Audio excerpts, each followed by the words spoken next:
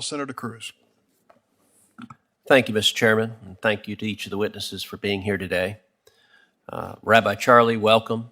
I'm proud to see a fellow Texan here. I wish it were under different circumstances, that the horrific terrorist attack that you and your synagogue faced, that caused the eyes of Texas and the world to be upon you, we all wish that had not occurred. I will say in the hours that you and your fellow congregants were held hostage, Heidi and I were lifting you up in prayer. Texans across the state, Americans, people across the world were lifting you up in prayer. As you know, and you and I have spoken before, I've spoken with each of the congregants who were hostages with you.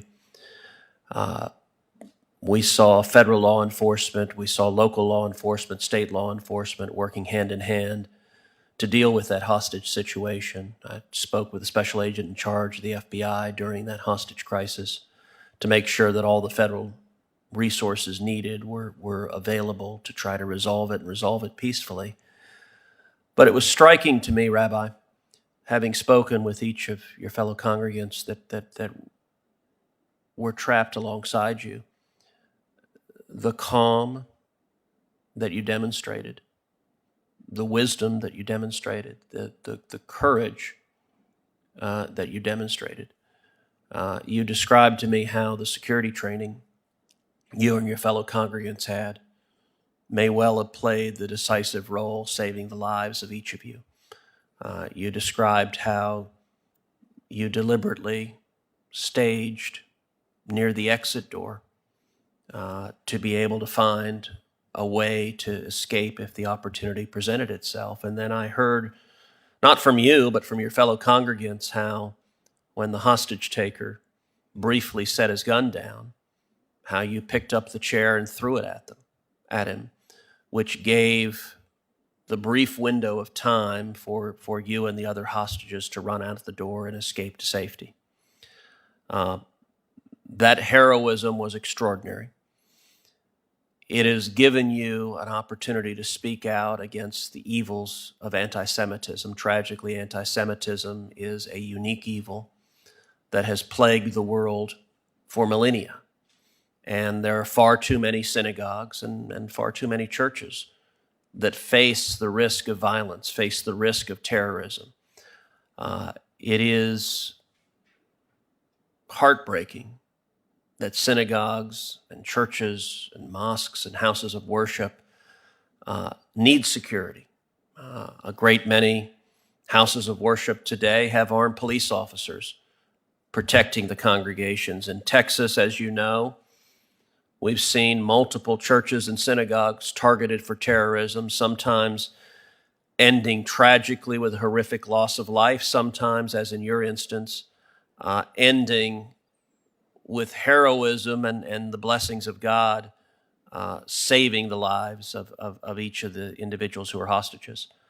I can tell you the Jewish community in Texas was deeply focused, was transfixed on Congregation Beth Israel during and after the crisis. I was proud to join with John Cornyn and Jackie Rosen in authoring a resolution in the Senate that was sponsored by 55 senators and ultimately passed the Senate unanimously, honoring the Congregation Beth Israel, expressing our gratitude that for your heroism and calling out the evils of anti-Semitism.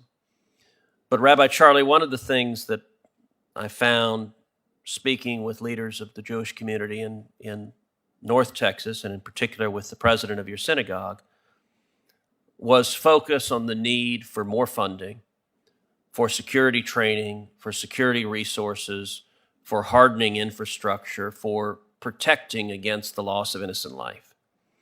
And growing out of that conversation with the leaders of the Jewish community in North Texas, I'm going to be introducing a bill to triple the federal funding currently directed to security grants to nonprofit entities, including houses of worship, which would increase the total amount available to $540 million. Rabbi, if you could, I'd like you to elaborate on, in your view, how additional security resources could be leveraged to prevent another incident like the one you experienced, and not just for Congregation Beth Israel, but for the entire Jewish community and for houses of worship across the country. Thank you so much for those kind words, Senator, and it's good to see you again. Those funds, and again, policy experts might be able to do better than I.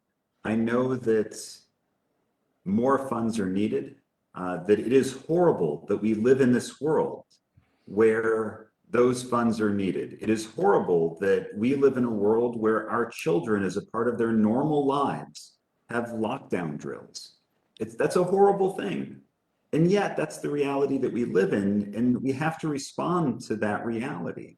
And we need everything from, again, especially in smaller congregations like mine, funds for security officers, funds for security cameras that are up to date, that are digital as opposed to analog, that are high quality. There are other security opportunities that each congregation really needs to focus in, to talk with local law enforcement, to develop those relationships, to do walkthroughs. And we have great appreciation for the Secure Communities Network. We have great appreciation for the FBI. We have great appreciation for the local police department and the ADL, all of whom have helped us develop our security plans. And the idea is that for each congregation has to tailor it to them and their needs. I will say that those funds, as a part of that funding, there needs to be support for smaller congregations like mine. We need help with writing those grants, working through that bureaucracy. We need the assistance of state government, of the federal government, to make sure that we don't just look at all the paperwork and give up. It's wonderful to have the funds available. For smaller congregations, 100 households, 200 households, we can't just look at the paperwork and say this is too much. So there's lots of ways that this funding will help, and that the nonprofit security grant program can be modified to be able to be more effective for more congregations and more houses of worship. The idea of tripling funding in and of itself is incredible, and I would encourage I would encourage passage of such a bill. And I would also encourage the tweaking of the program so that it can run as effectively and efficiently as possible. Thank you. All houses. Thank you, Rabbi, and that is helpful and productive advice. Senator Padilla.